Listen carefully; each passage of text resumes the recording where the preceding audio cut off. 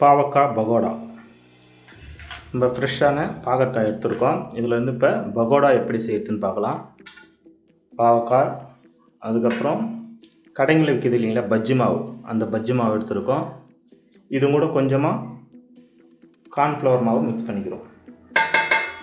Cornflour மாவு எதுக்காகனா முறுமுறுப்பு வரணும், அதுக்காக தான்.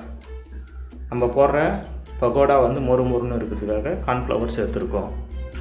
இப்போ இந்த மாவில் கொஞ்சம் தண்ணி சேர்த்துக்கலாம்.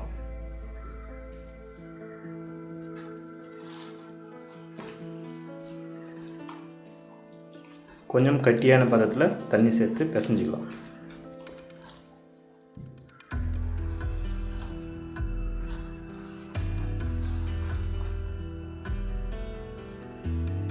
இன்னும் கொஞ்சம் லேசாக தண்ணி விட்டுக்கிட்டோம்.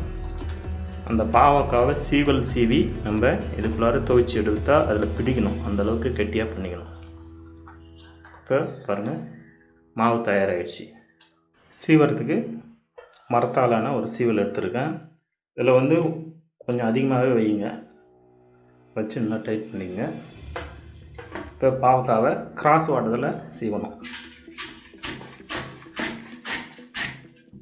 இப்போ பாருங்கள், இது மாதிரி பீஸ் பீஸாக வரும். இருக்கிற பாவக்காய் அனைத்தையும் நல்லா சீவிக்கணும்.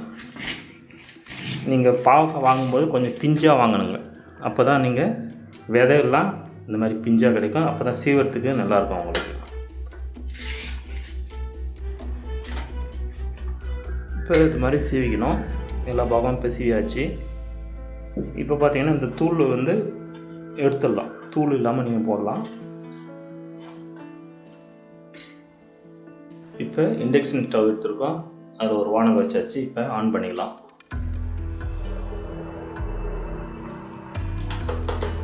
ஒரு 800 அளவு வச்சுக்கிறேன். இப்போ ஆன் பண்ணிட்டோம். இதில் வந்து எண்ணெய் ஊற்றிக்கலாம். இது வந்து கடலை எண்ணெய்.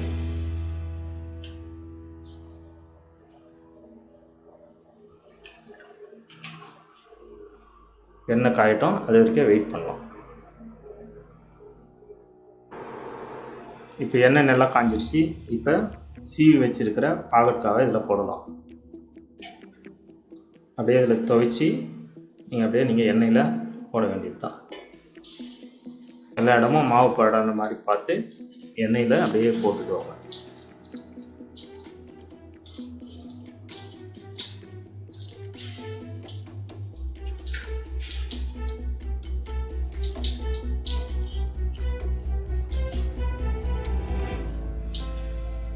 அதிகமாக மாவு வந்து அது மாதிரி வச்சுக்கோங்க, வச்சு போடுங்க.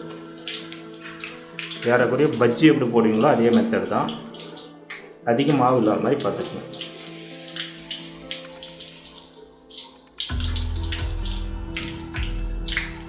இப்போ லேசாக அப்படியே தள்ளி விட்டுக்கலாம்.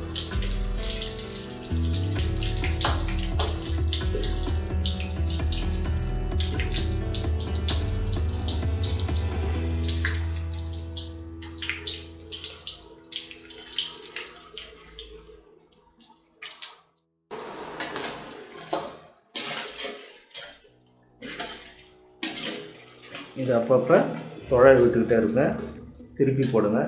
ஒரு பக்கம் வெந்தால் மறுபக்கம் வேகணும், அது மாதிரி பண்ணிடுங்க.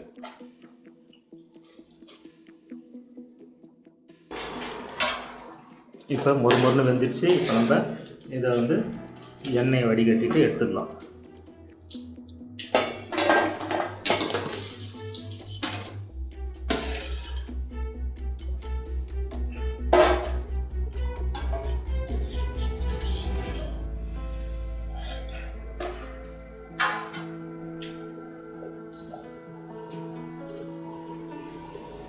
மொறுமொறுன்னு நல்லா வந்துச்சு பாருங்கள்.